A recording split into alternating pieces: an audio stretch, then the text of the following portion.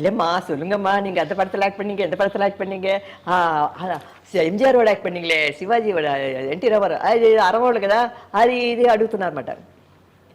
ఏం తిరిగి పార్కురేన్, నాకు జ్ఞాపకమే లేదయ్యా, ఆ మైండ్లోంచి అది పోయింది, సినిమా స్క్రీనే తుడిపేశాను. అదొక లైఫ్ అయిపోయింది, ఇది ఒక లైఫ్.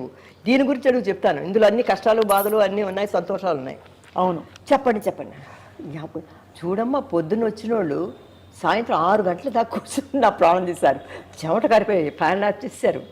చెప్పండి, అది ఇది బాలచంద్ర గురించి, అది ఇది ఇందుపరం నీలవానం అది అంటుంటే బుర్ర పిచ్చికిపోయి, బాబు నన్ను వదిలేయండి అని అప్పటి నుంచి, బాబు నాకు ఇంటర్వ్యూ వద్దండి, నేను ఇవ్వను ఎవరికి అన్నాను. ఆ ఒక ఛానల్ ఇస్తే మళ్ళీ మన క్యాప్టెన్ టీవీ అని ఒక హీరో అన్నాడు కదా, మన విజయకాంత్ நான் போகும் பாதையிலே அப்படின்னு ఒక ఇంటర్వ్యూ. ஏன்னா நான் போகும் பாதை என்ன இருக்கு, முள்ளும் கல்லுதான் இருக்கும், எல்லாம் కష్ట సుఖమెల్లా ముడిచి పోసి నాకు కుడుక మాట అంటే అమ్మ అమ్మ అనేసరికి నాకు ఒకలాగా అయిపోయింది. ఊరికి బతుకునడుతున్నాను అంటే వాళ్ళు అన్నారు 10 నిమిషాలు చెప్తే చాలమ్మా. నేనా నువ్వు 10 నిమిషాలు నా వాళ్ళు అలా 10 నిమిషాలు పొద్దున్న సాయంత్రం దాకా చేశారు, 10 నిమిషాలు అంటారు. ఇల్లమ్మా ఇది వేరే టైప్ అమ్మా అన్నారు. సరే అని ఒప్పుకోరు.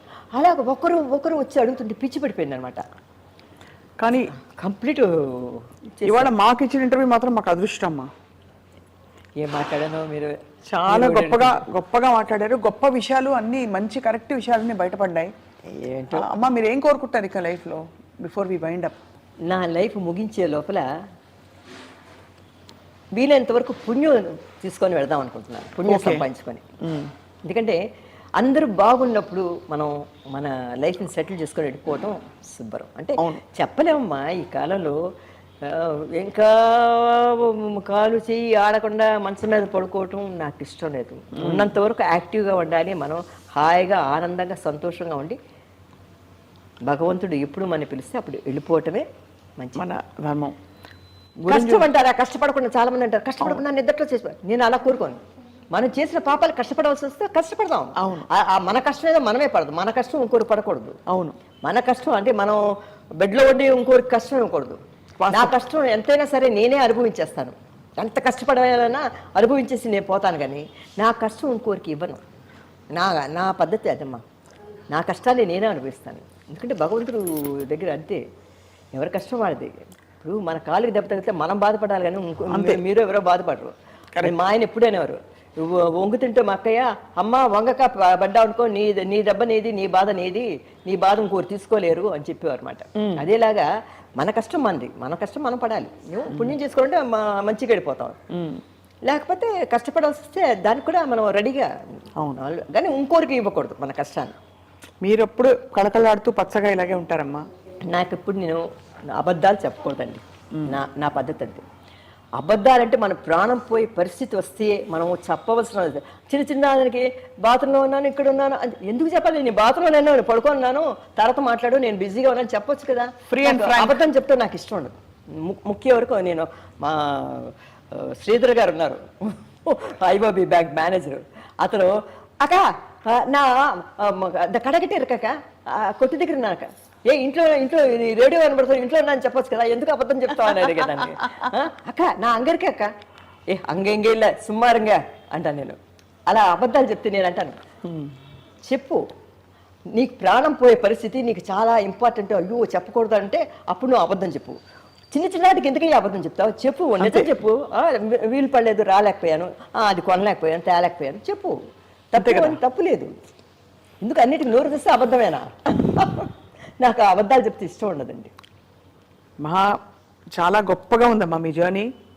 అండ్ ఇవాళ ఐ డ్రీమ్ స్టూడియోస్కి మీరు ఇచ్చిన ఇంటర్వ్యూ 10 కాలాల పాటు రాబోయే తరంలో డిజిటల్ స్పేస్లో అలా ఉండిపోతుంది. రాబోయే తరాల వాళ్ళు, రాబోయే తరాల వాళ్ళందరూ కూడా ఇది గుర్తుపెట్టుకుని చూస్తారు. రాజశ్రీ గారనే ఒక గొప్ప నటీమణి ఇలా యాక్ట్ చేశారు, ఇది ఆవిడ జీవితంలోని అనుభవాలు అని చెప్పి. నేను ఈరోజు ఇంటర్వ్యూ చెప్తున్నానంటే ఈ పరిచయం ఇప్పుడుది కాదు, ఒక 20 years బ్యాక్ సంజయ్ అని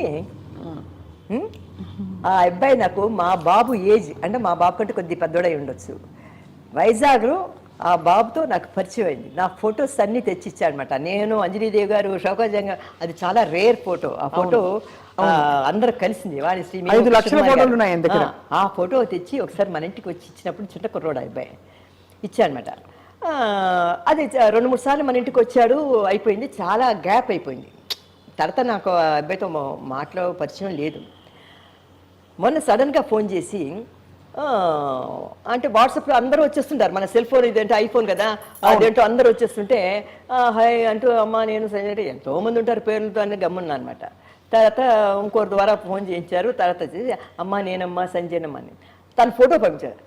ఎక్కడో చూసినట్టుంది ఈ ఫోటో అనుకున్నా. చాలా కాలం అయిపోయింది నా 20 years. నేను కూడా ఇప్పుడు ముసలోళ్ళు అయిపోయి ఉంటారు అంటే, లేదమ్మా నేను మీ మా బాబే మారిపోయాడు, అప్పటికి ఇప్పుడు 20 years అయితే మారిపోరా, ఎదిగే వయసు కదా. తర్వాత చెప్పి పాపం ఈ ప్రోగ్రామ్కి నేను మీకు ఇంటర్వ్యూ ఇవ్వటానికి కారణం ఆ బాబు అనమాట. జస్ట్ లైక్ మా బాబులాగా కొడుకులాగా నేను ఆ అబ్బాయిని అనుకుంటున్నాను. సంజయ్ నీకు చాలా థ్యాంక్స్ బాబు, నీకు చిన్నోడు కదా, నమస్కారం చెప్పుకోడు. అమ్మా, జయలలిత గారు మీకు కొలీగు, ఫ్రెండ్. ఆ తర్వాత ఆవిడ తమిళనాడు సీఎం అయ్యాక ఎలా ఉండేది మీ అనుబంధం? అందరినీ పిలిచి ఆవిడ భోజనాలు పెట్టడం, ఆర్టిస్ట్ అందరినీ ఒక చోటికి తీసుకురావడం చేసేవారని వింటుంటాం. మీ బాబుని కూడా ఎత్తుకున్నారని చెప్పి. అవునమ్మా, అంటే నేను ఆవిడ కలిసి చేసింది తెలుగులో వచ్చి గోపాలుడు భూపాలుడు అనే పిక్చర్లో రామారావు గారు డ్యూయల్ అనమాట. అందులో ఇద్దరం కలిసి యాక్ట్ చేసాం. తర్వాత తమిళ్లో కూడా అడిమే పెండు అనే పిక్చర్లో, కుడిరింత కోయిలు, తర్వాత పట్టికాటు పొన్నయ్య, అలాగే 2-3 పిక్చర్లు యాక్ట్ చేసాము. చేసినప్పుడు ఆవిడకి నాకు కొద్దిగా అక్కడక్కడ ఉండేవి సీన్లు. ఆవిడ సీన్స్ సెపరేట్గా ఉండేవి, నాలుగు సెపరేట్గా ఉండేవి. ఎందుకంటే ఎంజీఆర్ గారు డ్యూయల్ రోల్ అయితే ఒక క్యారెక్టర్ ఏమో జయలలిత, ఒక క్యారెక్టర్ నేను ఉండేదాన్ని ఎప్పుడు కూడా. ఆయన ఎంజీఆర్ గారు డ్యూయల్ అయితే జయలలిత ఉందంటే నేను ఉండొస్తుంది అనమాట ఆ పిక్చర్లో. అలా యాక్ట్ చేసేవాడు అనమాట. తర్వాత ఎప్పుడు అందరూ అంటారు ఆవిడకి చాలా ఇదిగా రిజర్వ్గా, కానీ చాలా చక్కగా మాట్లాడుతుంది. ఎందుకు మొన్న ఇంటికి భోజనానికి పిలిచినప్పుడు కూడా అందరూ అలా కూర్చున్నారు, సరోజీ జగన్ గారు అందరూ కూర్చున్నారు, నేను తన పక్కన కూర్చున్నాను. జోకులు వేస్తుంది అనమాట. అప్పుడు అలాగా ఆంధ్ర క్లబ్లో అది ఇది అని చెప్తూ వాళ్ళందరూ ఏదో కబుర్లు ఆడుతుంటే ఇవి చెప్తూ ఉండేది అనమాట. మేము అలా చాలా చక్కగా మాట్లాడుకుంటాం. పాత కబుర్లు అన్నీ చెప్తుంటారు తను, వాళ్ళు ఇలాగా వీళ్ళు ఇలాగా అని అన్నీ చాలా బాగుంటుంది అనమాట. తర్వాత అడుగుతుంది అక్కయ్య గారు ఎలా ఉంటారు. మా అక్కయ్య దగ్గర నిలబడి చాలాసేపు మాట్లాడింది పెళ్ళి నిలబడి. మా సిస్టర్ వీల్ చైర్లో కూర్చున్నారు మ్యారేజ్కి వచ్చినప్పుడు, మా బాబు మ్యారేజ్కి. చాలా క్లోజ్గా ఉంటుందండి.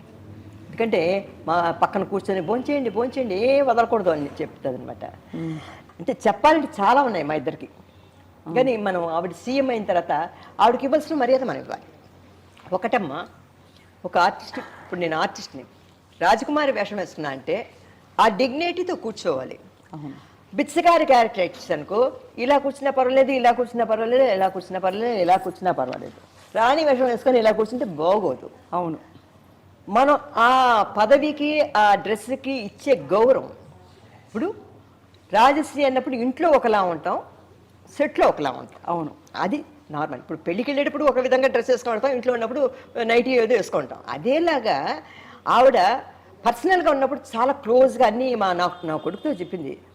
కాదరక నెరవేలో మీ అమ్మ ఎంత బాగా చేసింది అనుకున్నాం, అలా ఇలా నా కొడుకుతో చెప్తుంది అనమాట. నా కొడుకు అసలు నా పిక్చర్లు ఎక్కువ చూడడం, చూశాడో లేదో, ఏదో 1-2 చూశాడో ఏమో నాకు తెలియదు, పెద్ద ఇంట్రెస్ట్ లేదు నా పిక్చర్లో చూడడం.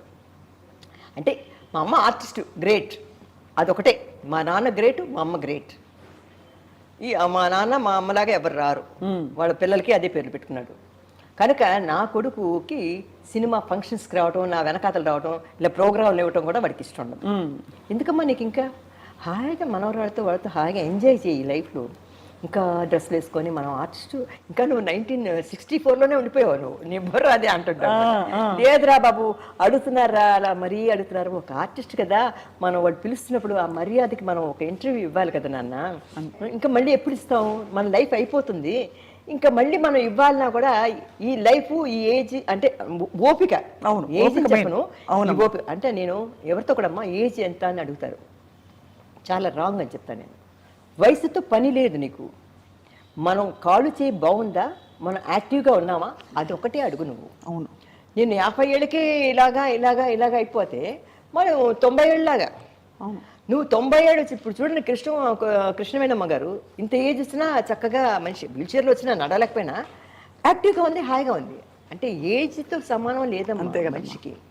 నువ్వు చిన్న వయసులోనే నువ్వు కుంటుతూ ఇలా ఎలాడిపోతే అది వేరే. మనం మన ఓపిక ఉన్నంత వరకు మన ఏజ్ తక్కువే. చాలా మంది అడుగుతారు మీ ఏజ్ చెప్పండి ఎంత అని. 100 ఏళ్ళు నీకేమైనా నష్టమా, నీకేమైనా కష్టమా, నాకు 100 సంవత్సరాలు అయ్యా, ఏం చేస్తావు నువ్వు? పోనీ 16 ఏళ్ళు 60 ఏళ్ళు అనుకో, 50 ఏళ్ళు అనుకో, ఏమైనా పెళ్లి కావాలా, పిల్లలు కనాలా? లేదు కదా, ఎందుకు నా వయసు, నేను లైఫ్లో సెటిల్ అయిపోయాను, హాయిగా ఉన్నాను అంతే. అదే మా వయసు. ఇప్పుడు మమ్మల్ని చూసి నేర్చుకోవాల్సింది ఏంటంటే, ఇంత వయసు వచ్చినా వీళ్ళు ఇలా యాక్టివ్గా ఉన్నారు, ఇలా ఇంటర్వ్యూలు ఇస్తున్నారు, ఇంత ఓపిక్గా చీరలు కట్టుకొని కూర్చున్నారంటే అది చూసి నేర్చుకోండి మీరు తప్పకుండా. అంతేగాని వాళ్ళ వయసు ఎంత వయసు తేడా లేదు, నువ్వు మా వయసు వచ్చేదాకా కూడా నువ్వు యాక్టివ్గా ఉండు, అంతే కదమ్మా. అదే నేను చెప్తాను. ఈ కాలం పిల్లలు చిన్న వయసులోనే ఇలా ఏలాడిపోతున్నారు, 2-3 పిక్చర్లు యాక్ట్ చేసేసరికి ఇలా అయిపోతున్నారు. మీరు ఎన్ని పిక్చర్లు, చిన్న పుట్టిన దగ్గర నుంచి పెళ్ళి ఇందాక సినిమాలు యాక్ట్ చేస్తూనే. ఈ కాలం తరం హీరోయిన్లు ఎవరమ్మా మీకు పరిచయం, అంటే తెలిసిన వాళ్ళు? అందరమ్మా, అందరు పరిచయం. అందరూ నాకు ఫోన్ 2 రోజులకు ఒకసారి, అంటే చెప్పకూడదు, అంటే నాకు హైదరాబాద్ నుంచి వచ్చి జమున గారు కాంటాక్ట్లో ఉంటారు ఎప్పుడు కూడా. నేను చేయకపోతే ఏ రాజు ఏం ఫోన్ చేయలేదని అడుగుతాడు ఆవిడ. సరోజాదేవి చెన్నైకి వస్తుంది, చెన్నైలో వెళ్ళింది, బయలుదేరుతున్నప్పుడే చెప్పేస్తుంది నువ్వు ఖాళీగా ఉండు నేను వస్తున్నాను. సరోజాదేవి, షౌకా జానకమ్మ ఆవిడ భలే ఒకరోజు ఇక్కడికి వచ్చి వంట చేసి పెడతాడు ఎవరు. ఒకరోజు రాజీ మన ఇంటికి వచ్చి భోజనం కండి వెళ్ళాను, బిర్యానీ చేసి పెట్టింది ఆవిడ. ఎంత టేస్ట్గా వండుతుందండి జానకి గారమ్మ. ఇంత వయసు వచ్చిన ఆవిడ అన్నీ చేస్తారు అన్నమాట పనులు. వంట చేసి ఆవిడ చేతి భోజనం చాలాసార్లు తిన్నాను. ఆవిడ ఒక ఆవిడ ఇప్పుడు ఆవిడ బర్త్డేకి విష్ చేస్తాను, అప్పుడప్పుడు ఫోన్ చేస్తుంది, బోర్ కొడుతుందిరా కృష్ణ లేదు కదా అంటుంటుంది ఆవిడ, ఒంటరిగా అక్కడ ఉంటుంది, ఏదో కాలక్షేపం అది. అప్పుడప్పుడు వాళ్ళు ఫోన్ చేస్తారు, నేను చేయకపోతే ఏం చేయలేదని అడుగుతారు వాళ్ళు. అలాగా బెంగళూరులో భారతి, సరోజాదేవి, జానకమ్మ, తర్వాత చెన్నైలో వచ్చి కాంచన, వాణిశ్రీ రాత్రి కూడా మాట్లాడింది తను, వాణిశ్రీ, తర్వాత శారద, కేఆర్ విజయ, సచ్చు, వెన్నీరాడ నిర్మల, వీళ్ళందరూ ఉన్నారు కొంతమంది ఫ్రెండ్స్. వాళ్ళు ఎప్పుడు కూడా టచ్లో ఉంటున్నాం. ఎక్కడికైనా వెళ్ళాలంటే ముందుగా ఫోన్ చేసుకొని అందరం కలిసి వెళ్తాం. ఏ ఫంక్షన్కి వెళ్ళాలన్నా ఏదైనా పెడితే అప్పుడప్పుడు గెట్ టుగెదర్ అని, మా టైంలో కూడా, మీ టైంలో కాదు, మా టైంలో కూడా గెట్ టుగెదర్ అని ఉంది. మీరంతా ఎంజాయ్ చేస్తారు కదా గెట్ టుగెదర్ అని. మా వయసులో మీ ఎందుకు చేయకూడదు, మా ఏజ్ గ్రూప్ వాళ్ళందరం కలిసి గెట్ టుగెదర్ అని. మా ఇంటికి వైజంతిమాల వచ్చింది ఆవిడ, వైజంతిమాల గారు, వెన్నెరాడ నిర్మల, లత గారు, అందరూ వచ్చి, అందరం, షీల మలయాళం ఆర్టిస్ట్, అందరూ తను కూడా చీరలని కంపేర్ చేసుకుని నా చీరేది నీ చీరేది కంపేర్ చేసుకోవడం కాదు, ఓపి నడుస్తున్నావా లేదా, అందరం బాగున్నావా లేదా, ఇది అది ఇది ఆ సంగతులు. ఇప్పుడు చీరలు ఎవడు ఓపిక లేదు కట్టుకోవడానికి. లత, షీల, అందరూ మేమందరం మీతో కుట్టి పద్మిని, తర్వాత వచ్చిన రోజారమని ఫోన్లో మాట్లాడుతుంటారు, తను కుట్టి పద్మిని మాట్లాడుతుంది, అంటే మా తర్వాత వచ్చిన ప్రభ, అందరూ చాలామంది. చాలా గొప్ప స్టేజ్ ఆఫ్ లైఫ్ అమ్మా, ఒక వెలిగి స్టార్ లాగా ఇప్పుడు చక్కగా ఎంజాయ్ చేస్తూ మీకు కావాల్సినట్టు ప్రయాణిస్తూ మీకు కావాల్సినప్పుడు ఇంటర్వ్యూలు ఇస్తూ. మా అదృష్టం ఏంటంటే మీ జీవితంలోని కొన్ని విషయాలు వాళ్ళు తెలుసుకోగలిగాము. ఇంకా ఇంటర్వ్యూలు ఇచ్చే ఓపిక లేదు, ఇవ్వని అనుకుంటాను. ఎందుకంటే చెప్పింది నేను ఇంకా ఇంటర్వ్యూ మా బాబు కూడా ఇష్టం లేదు. ఈ రోడ్లో ఇంతకుముందు చాలా కళకళలాడుతుండేది. చిరంజీవి గారు 3వ ఇంట్లో ఉండేవారు, ఆపోజిట్లో వచ్చి విజయనిర్మల గారు, కృష్ణ, నరేష్ ఉండేవాళ్ళు, ఈ పక్కనేమో సుమలత, తను విజయశాంతి ఉండేవారు. ఇప్పుడు వాళ్ళందరూ అమ్మేశారమ్మా? అందరూ అమ్మేసి అందరూ హైదరాబాద్కి అక్కడికి వెళ్ళిపోయారు కదా అందరూ. ఎవరు లేరు కదా ఇక్కడ, ఎవరూ లేరు. మేము ఒక్కరమే పాత ఇల్లు ఇలా పెట్టుకొని ఇక్కడ ఉన్నాము. ఈ ఇంట్లో చేయి పెడితే రీమోడల్ చేస్తే మనం ఉండాలి. 11 బెడ్రూమ్స్ ఉన్నాయమ్మా ఇక్కడ? కాదు, 8 బెడ్రూమ్. 8 బెడ్రూమ్ అంటే కింద మీరు ఎంటర్ చూస్తారా, కింద పెడితే అది ఇంతకుముందు ఒక ఆఫీస్కి, కెనరా బ్యాంక్కి హౌస్ లీజ్కి, అక్కడ 2 బెడ్రూమ్స్, ఒక డైనింగ్ హాలు, కిచెను, అన్ని బాత్రూమ్లు అన్నీ ఉన్నాయి కింద. తర్వాత ఇక్కడ వచ్చి అదేమో ఆఫీస్ రూమ్గా ఉండేది నేను వర్క్ చేస్తున్నప్పుడు. ఇది హాలు, టీవీ ఇవన్నీ పెట్టుకొని, ఇక్కడ ఒక బెడ్రూమ్ ఉంది, తర్వాత కిచెన్, డైనింగ్ హాలు, అటుపక్క అటాచ్డ్ బాత్రూమ్తో వంట వండేవాడికి రూమ్ అది ఇచ్చేసాం. అది బయట నుంచి దోవా అంది ఉందన్నమాట. ఈ పైన వచ్చి అక్కడ ఒక బెడ్రూమ్, అక్కడ ఒక బెడ్రూమ్, అక్కడ ఒక బెడ్రూమ్, 3 బెడ్రూమ్స్, బాల్కనీస్, బాత్రూమ్స్ అన్నీ. అంటే అప్పట్లో కట్టుకున్నది సౌకర్యంగా, అప్పట్లో ఇది చాలా బాగుండేది, చాలా పెద్ద ఇల్లు. ఇప్పుడు చేయి పెట్టి రీమోడల్ చేయిద్దామా ఏం చేద్దాం, అది పిల్లలకి వాళ్ళ ఇష్టం. ఎందుకంటే ఇంకా మనకి వయసు అయిపోయింది, మనం ఏం చేయపెట్టలేము. వాళ్ళు ఎలా చేసుకుంటే వాళ్ళు చేసుకుంటారు. రాజేష్ షాప్స్ కూడా ఉన్నాయి ఇక్కడ పక్కనే. ఇక్కడ దగ్గరనా? తెలీదా? ఇక్కడ గంగా హోటల్ నుంచి పక్కనంతా తర్వాత వచ్చి అక్కడ కోడంబాకం ఉస్మాన్ రోడ్ కార్నర్స్ అంటే పాడుపడిపోయి ఉంటాయి. డిమాలిష్కి కేసు అది విన్ అయ్యాం. అది పడగొట్టేసి కట్టాలన్నమాట. ఇప్పుడు పడగొట్టామంటే ఎవడైనా ఏదైనా వేసేస్తాడని భయపడి అది అలానే ఉంచుతాం. పాడుపడిపోయి ఖాళీగానే ఉన్నాయన్ని. అది కనుక చేయి పెట్టలేదు మేము. నేను చిన్నప్పుడు వచ్చి అంటే టీనేజ్లో కృష్ణ కుచేల పిక్చర్ యాక్ట్ చేసినప్పుడు టైఫాయిడ్ వచ్చింది నాకు. కృష్ణ కుచేల అనే పిక్చర్లో కన్నాంబ గారును సిఎస్ రాంజనేయులు గారును పద్మనాభ అన్నారు. అంతమందిలో నేను ఒక కూతుని కన్నాంబ గారికి. ఆ టైంలో నాకు టైఫాయిడ్ వచ్చింది. టైఫాయిడ్ వచ్చి బాగా చలి జ్వరం లాగా వచ్చేసింది అనమాట. నైట్ పిల్లలు అందరం పడుకొని ఉంటాం. పడుకుంటే బాడీ ఎగురుతుందనమాట. కన్నాంబ గారు చేసి ఏంటి నాకు నేనంటే చాలా ఇష్టం. కన్నాంబ గారికి చాలా ప్రేమ అనమాట ఆవిడకి. అంటే డాక్టర్ దగ్గర తీసుకోండి, జ్వరం వచ్చినట్లుంది అని పంపించి చూస్తే టైఫాయిడ్ నాకు. ఆ టైంలో నేను సేలంలో మోడర్న్ థియేటర్స్ అని స్టూడియో ఉంది, పెద్ద స్టూడియో. అవును, సేలంలో ఎంఏవి పిక్చర్స్ ఒక స్టూడియో, పెద్ద స్టూడియో మోడర్న్ థియేటర్స్ అని అది ఆయన చాలా స్ట్రిక్ట్ అనమాట. ఆయన ఓనర్ వాళ్ళ కొడుకు కూడా ఫారెన్ లేడీని పెళ్లి చేసుకున్నారు, సుందరం అని. ఆ మోడర్న్ థియేటర్స్లో వచ్చి అప్పుడు ఒక పిక్చర్, తెలుగు పిక్చర్ తీస్తున్నారు. ఆయిరం తలై వాంగియ అపూర్వ చింతామణి. చింతామణి అని ఒక పిక్చర్, అంటే 1000 తలలు తీసిన చింతామణి అని ఒక పిక్చర్ వచ్చింది కదా, అపూర్వ చింతామణి అని. అవును, ఒక్కొక్క తల తీసేస్తుంది, ఒక్కొక్క సమాధానం చెప్పమంటే. ఆ పిక్చర్లో ఒక్కొక్క ఊర్లో ఒక్కొక్క రాజకుమారి ఉంటుంది అనమాట. ఈ హీరో వచ్చి క్వశ్చన్స్ అడుగుతాడు అనమాట. పలానా ఇది వాడు ఏమయ్యాడు అనేసరికి వీడిని జైల్లో పెట్టించేస్తుంటుంది. కాంతారావు గారు ఫస్ట్ వచ్చి జగ్గయ్య గారిని వేశారు. వేసినప్పుడు ముక్కాల వరకు సినిమా అయిపోయింది, చాలా వరకు సినిమా అయిపోయింది. అందులో నాది ఒక సెపరేట్ సాంగు, తర్వాత హీరోతో డైలాగ్స్ ఉన్నాయన్నమాట. ఆ సాంగు అప్పుడే ఫ్రెష్గా ఉన్న నాకు ఒక 15-16 ఇయర్స్ ఉంటాయి. బొగ్గలు గిగ్గలు అని ఉండేదాన్ని. సినిమా ప్రివ్యూ చూసి తర్వాత జగ్గయ్య గారిని తీసేసి కాంతారావు గారిని పెట్టారు. అంటే ఏదో వాళ్ళకి ఏదో గొడవలు వచ్చి జగ్గయ్య గారిని తీసి కాంతారావు గారిని షూటింగ్ రీషూట్ చేస్తున్నప్పుడు నేను జగ్గయ్య గారితో మాట్లాడిన డైలాగ్స్ చూసి కాంతారావు గారితో మాట్లాడాలి.